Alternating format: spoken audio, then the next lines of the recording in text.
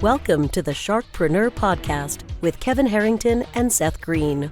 Kevin Harrington is the inventor of the infomercial, one of the original sharks from the hit TV show Shark Tank, and has generated over $5 billion in TV and digital direct response sales. Seth Greene is the world's first trusted authority on cutting-edge direct response marketing, a best-selling author, and the only 3-time Marketer of the Year nominee. On the podcast, Kevin and Seth interview sharkpreneurs who share straight talk on what it takes to explode your business. 49 faces looked to him in triumph. Over the last 12 months, they had each taken turns and promoted his business for a week at a time, driving over $987,342 in revenue. What if you had a network of 50 centers of influence who promoted your business every week for a year? Grab your copy of the #1 Amazon best-selling book, The Ultimate Guide to Growing Your Business with a Podcast, at 33% off the Amazon price by going to ultimatepodcastbook.com. Again, that website for 33% off the Amazon price is ultimatepodcastbook.com. Welcome to the podcast. This is your host, Seth Greene. I have the good fortune to welcome back a repeat guest and my long time dear friend, Kellan Fluckiger, the ultimate alchemist. Kellan, thanks so much for joining us. Thrilled to be here, buddy. Happy you're doing good stuff, and thanks for having me. Of course. Kellan is an author, a speaker, a coach, leads people to what he calls their ultimate life, is the best-selling author of The Tightrope of Depression, Meeting God at the Door, The Book of Context, The Results Equation, Walking Without Fear, The Story Arc, Meditation, and many others, in addition to the host of his own podcast. And he's also one of the only people I know who's died and lived to tell about it. So, Kellan, you have spoken openly in some of your books about your own experience hitting rock bottom. What was the turning point that kind of led to your initial transformation?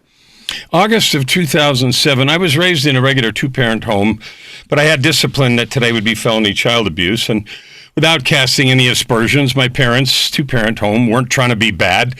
My mom principally thought that the only way to get people to behave was to beat the crap out of them. So that's what I experienced growing up. And it left me feeling not good enough. I lived with that depression and untreated, because we didn't talk about it in those days, especially for boys and men, for decades. And the consequence of that was I spent all my adult life trying to prove I was okay to her, because, religion was her context and she had God on her side. So even though I left home at 17, for the next 35 years, I lived a roller coaster of proving I was okay, having a lot of success, making a lot of money, and then sabotaging it over and over again. So if you fast forward to August of 2007, the year I turned 52, I was back on top for the, third or fourth time, but I was single again for the third time.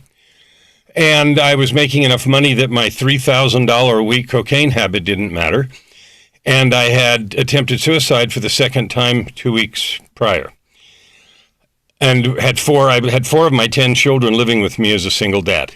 So that was sort of the disaster of a persona. On the one side, from the outside, I looked very successful, high-ranking, this, that, and the other. And behind the scenes, I was an absolute mind-numbing disaster. I got home from work in August of that year on a Friday night and was ready to go out and party mindlessly for the weekend, because that's what I always did. And for some reason, I had the urge to turn on the television. And that doesn't sound like anything, except I didn't know how. I'd bought the biggest, coolest stuff because I had a lot of money, and the kids had all the friends over, and we were the party house because I was a crappy dad. But I didn't watch, so I picked up the remote and realized I couldn't do it. And my 16-year-old daughter, she punched some buttons and threw the remote at me, dipweed, and it landed on a program I'd never heard of called Intervention. And that's a reality TV show, if you don't know. I don't know if it's on anymore. It's 20 years ago now, almost. About families that stage professional interventions for busted loved ones. The protagonist was a high-ranking executive with a cocaine problem. So I watched my life for about 10 minutes, and I said, I'm not watching this crap. So I turned it off and, went about doing some things. And a little while later, I was ready to go, and I just couldn't resist the urge to turn the TV back on. So this time I knew how, and the program started over. And no, I don't have a DVR, and it wasn't on the schedule, and no, it can't do that. I got it, but it did, so it freaked me out. I'm like, oh, okay. And I watched this program, and it went badly. The guy yelled at his family and swore he didn't have a problem and stomped out of the intervention. No surprise. So it freaked me out. And I was, okay. And so instead of going out to party, I went to bed. When I went to bed, I went to hell. And what I mean by that is I went somewhere that was out of body. I was in a theater. And on the stage, I could see all these, and hear voices and stuff, but I could see all these scenes playing out on the stage. And all of the scenes were focused on suffering. They were all from my life, but they all were focused on suffering. The suffering that I had been inflicted on me as a kid, up to the suffering I had inflicted on everybody else as a lousy marriage partner, ruined 3 marriages, a lousy dad, a drug addict, a pathological liar, and the list is long. And the intensity of that experience of watching all that scene after scene is beyond my ability to language. After what it seemed like an eternity, I heard a voice to the right and behind me say simply, "It is enough." I woke up and I was completely confused for 3 reasons. One is I was all twisted around in bed, and 2, the bed sheets were so soaking wet you could wring them out. I had no idea a body could lose that much liquid. But the thing that really freaked me out was the sun was shining in the windows, and the windows faced west. I got up and realized it was 5 o'clock Saturday afternoon, so I'd been somewhere for 18 hours. And I sat on the edge of the bed and realized I'd been invited to change. I had no idea what to do, who to talk to, where to start, or anything, because I'd never really done anything. But I knew I was done, so I threw away about $1,000 worth of drugs that I had laying around, because I always did, and I quit. Cold turkey that day. So that got me sober, but it didn't do anything about the bustedness in me that got me there. But that was only half the gig. So Monday I went back to work sober, knowing that I had to get completely started over, but not one thing at a time, right? So in the position I had, I used to get lots of free stuff. Kind of be nice to Kellan stuff, because I made decisions that affected other companies, sometimes to the tune of billions of dollars. So not bribes, but, be nice to Kellan stuff. So free tickets to this and free expensive bottles of booze. Like I needed that, but those kinds of things. One of the things I got was a free pair of tickets to see a Yo-Yo Ma concert. Now, if you know classical music, you know who that is. If you don't, you don't. But in the classical world, that's like, So I'm going, right? But I didn't want to waste the other ticket, and I certainly didn't have anybody to take. So I asked in the groups that I managed who likes classical music, and a lady in one of the groups said, well, I do. And I asked her, have I ever given you anything before? And she said, no. I said, okay, fine, see you there. So I gave her the ticket, and this concert was about 3 weeks later, and we met at the venue, and the concert was amazing. And now, as of this concert, I'm now 3 weeks stone cold sober. And about halfway through the show, I had this feeling come over me that I recognized from 3 weeks before. And this voice said to me, you need to marry this woman. And I said, you're freaking crazy. He said, there's some problems with that. First of all, I don't know her that well. I don't know if she has a relationship and whatever. So this is insane. And so later that night, we were backstage because there were backstage passes and all that stuff. And the voice came back and said, yeah, and you need to tell her tonight. Well, then I really went crazy. And I thought, yeah, she could have me arrested like for harassment and, all the rest. But you don't win those arguments. So I did. It was awkward. It was stupid. And it went about like you would have expected. Are you insane? But the good news was she didn't have a relationship, which I didn't know. And number 2, she didn't call the cops. About 3, but she did leave. Like, are you nuts? So she left. But anyway, so about 3 weeks, in the next 3 weeks after that, so we're now about the beginning of October, she'd had her own set of experiences. And we had talked a little bit about what had happened and everything. And so about sometime in the beginning of October, she resigned her entire career. I walked away from millions of dollars of contracts, and we walked off into the sunset together to start over. And December, which is a few weeks from now, a few months from now, October almost, we'll celebrate our 18th wedding anniversary. The interesting thing about it, besides being a crazy story, is She was literally the angel that was sent to help me learn how to be a person, to tell the truth, to have a friend, to be a friend, stuff I'd never learned in 52 years. And that was the divine intervention, the invitation, really, that put me on a path. It didn't fix anything. The invitations never do, but it woke me up to new possibilities. So for the last 18 years, I've done nothing except get healthy, walk that path, turned into a coach, had all kinds of other crazy things happen, including dying 11 years later, but that's a different story. So all of that stuff has been my commitment, which this year looks like I'm reaching 300 million people, to help them realize they can create a life of purpose, prosperity, and joy. Come up for air. That is, you and I have worked together for many years, so I know a number of your stories, and still blows me away every single time I hear it. As someone who is helping other people experience the transformation you did, without obviously the pain and suffering you had to go through, what patterns do you notice in people who are almost ready to change, but can't quite get over the finish line? So there's three things. One is the head in the sand thing. They pretend that it's not that bad, that I know it's not okay, I'm not okay, and someday I'll finish this. Sometime I'll make the effort. And we all get those nudges. Sometimes they're little, sometimes they're big. Mine was a 2x4 because I'd ignored so many.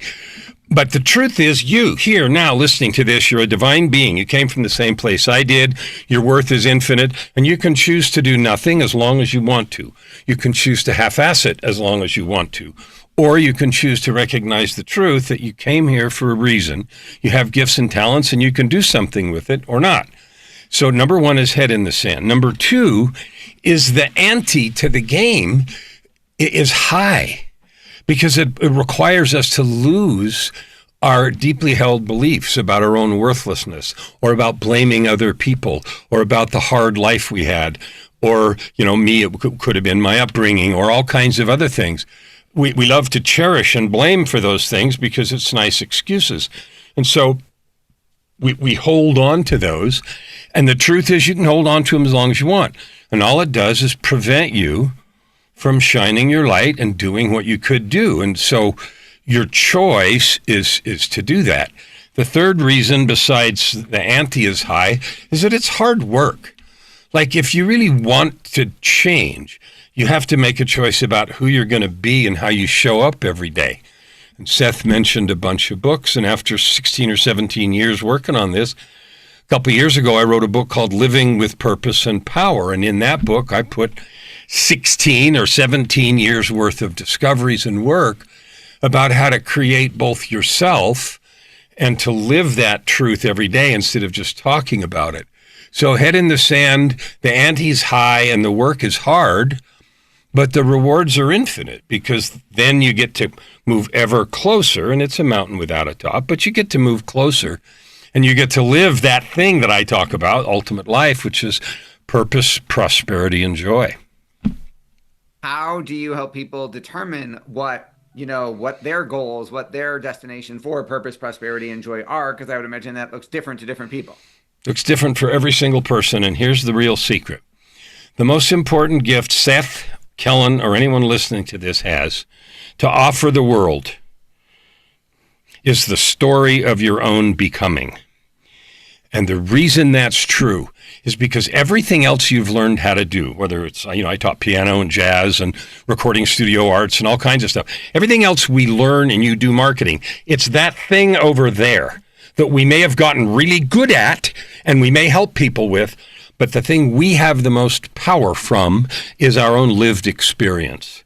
From that place, we are unassailable, invincible, and that carries the ring of truth all the time, every time. So the first thing I do is to get people to stop looking for it outside, because outside of you, you'll find interesting things, but they aren't your true power. Each one of us has a journey. We've walked it. We've allowed things to ruin us or refine us, and sometimes both. For a while, it ruins us for a year or a decade or whatever.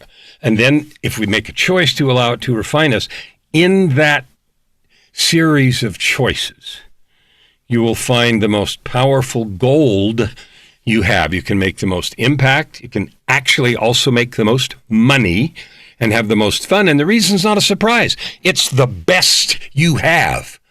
It is all that you are, and everything else is something, however cool it is, that's over there. Talk a little bit about your latest book. The latest book I have will be out in about 3 weeks. It's called Coaching and the Rise of AI. So my observation is that by Christmas of 26, 95% of coaches, or people that call themselves coaches today, are going to be out of business. And the reason they are isn't a mystery. Just like the internet changed and we came and we got to reach everybody in the world, or, different large-scale changes have taken place. The rise of AI has democratized expertise, as opposed to, the internet democratized information. You could get everything now. AI, if you use it well, it hallucinates and you can do crazy things, but if you use it well, it democratizes expertise. And so every coach that depends on formulas or frameworks or any, cool questions or all of that kind of stuff is going to be useless, and they're going to be replaced by a $97 a month subscription. And the reason is because AI can do everything faster, better, sharper, clearer, on demand. And it doesn't have a ego, and it doesn't have anything to worry, am I being okay? Do I sound good? And all of the rest of that crap. The only thing that's going to be left is coaches who are the product of the product. They are the true embodiment of what they aspire to help others become, because that's unassailable from an energetic point of view. And so I even ask in my research, writing the book, been in there 100, 200, 500 hours, and ask it. I analyze a whole bunch of different coaching systems and so forth with the help of a bunch of which one's assailable, what can you do, et cetera, looking out over the horizon. And when it got all done, I said, what can't you do? What do you suck at? What will you never be able to do? And it said several things, but the one that just encapsulated all, it says, I can't bleed. Wow. And the truth is, when you work with a person with their fears and worries, which is always the problem, learning how to do a thing is just a set of steps. The thing that keeps us is fear, not good enough, the worries, the internal stuff, anxiety, all that stuff is the real barrier. When you can sit with someone from a place of truth and create the energetic transfer that carries power, I can't touch that. Ever, ever, ever. And maybe someday singularity, whoever, we're not talking there yet. But, that kind of stuff. And so coaches that want to stay in business have got to come to terms with that and decide whether or not they want to put in the work to become the product of the thing they have talked about. How have you, you went through so much the first time, you died recently and came back to tell about it, and then that filled another several books and obviously another evolution in your process. You talk about reaching 300 people. What's next for Kellan?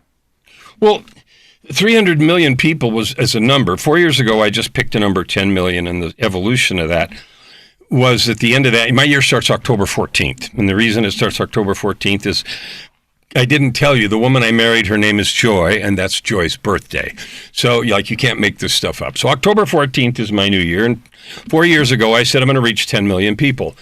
And I had already started a podcast, Your Ultimate Life, and I had an LA Talk radio show called the same thing, and written all these books, and I've spoken several hundred times in lots of forums, and everything in an effort to reach people to help them understand who they really are and what's possible.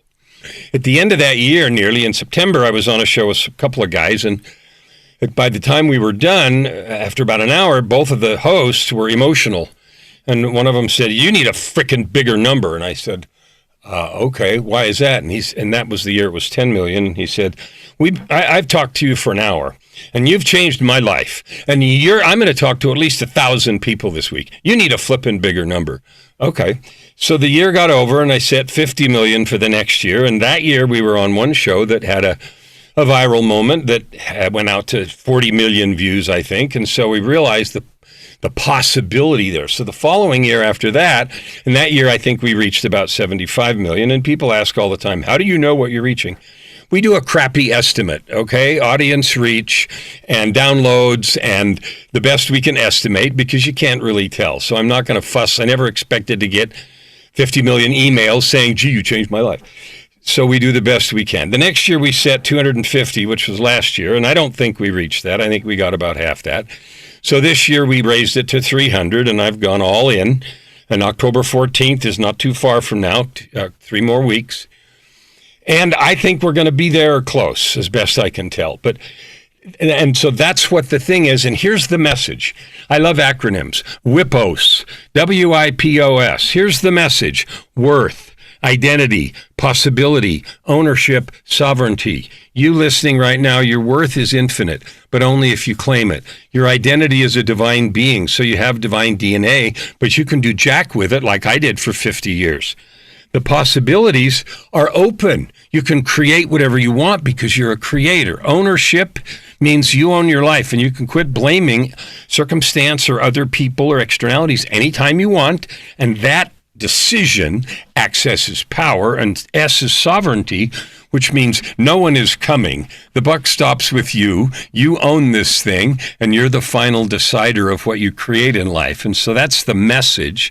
And my goal is to move people from a swamp that has a name: learned helplessness, addiction to mediocrity, and victim mindset. And I got picture in my mind of people sinking in quicksand, reaching up, screaming. And over here, there's a meadow.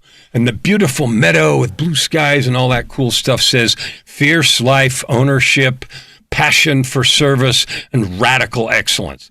Well, if you think about the change in a person moving from this place to that place, everything in them and around them would change. Can you imagine what a mob of 300 million people making that change would do? It would be absolutely transformational. It would change the world. I asked AI that, what would happen? And it gave me a big, long list of careful analysis of crap. And at the end, it said, yeah, it would change the world. Well, So your passion is always obvious. What do you like best about what you're doing? I love every minute. I don't do one thing I don't want to do. Every single minute I talk about ultimate life, purpose, prosperity, and joy, and people think I'm talking about a thing. And anybody that's been around me for more than 5 minutes knows that it's truth and that I live there every day all the time. And what my point isn't me, yay, me, whatever, that it's possible for you. You don't have to have good days and suck days and hope that things are better and all that crap. That's not necessary. You can have what you want. You do have to walk the road, but you can have it. Where can our viewers and listeners go to learn more about you, get the books, learn about the ultimate life, check out the podcast? Give us all the places. The best place is this thing right here that I've now moved my shoulder to cover, KellanFluckigermedia.com. KellanFluckigermedia.com. It's kind of a everything page. All the books are there, podcast places. There's a contact form if you want to chat, if you want to be a guest on one of the shows. That's the place to do that. I'm holding a book challenge that is right up here. It's dreambuildwriteit.com, which is a challenge that I hold a couple times a year. This is the last one for the year till February, where I help people discover their stories and explore the idea of writing that book about their own becoming so they can create product, services, and some kinds of things around that. Awesome. Well, we know your time is incredibly valuable. We greatly appreciate you coming back and spending some more of it with us. This has been Seth Greene with Kellan Fluckiger. Go check out KellanFluckigermedia.com and dreambuildwriteit.com. Kellan, thanks again for joining us. You're welcome, and I can't let you end without acknowledging you. Thank you. Podcasting and this kind of stuff is a labor of love, and I am grateful for all the work and effort you do to bless people's lives. So thank you. Thank you very much. That was very, very kind of you. You are welcome. Thank you, everybody, for watching or listening, and we'll talk to you or see you next time. Why do so many businesses struggle while others seem to explode overnight? Do you wish you had the secret to this type of exponential growth? Now, I've scaled more than 20 businesses to over $100 million, and it's not just luck. In my new book with Mark Tim, Mentor to Millions, you'll learn the repeatable framework I use in all my business ventures for massive success. Order at kevinmentor.com and get over $1,000 in bonuses. Head to kevinmentor.com.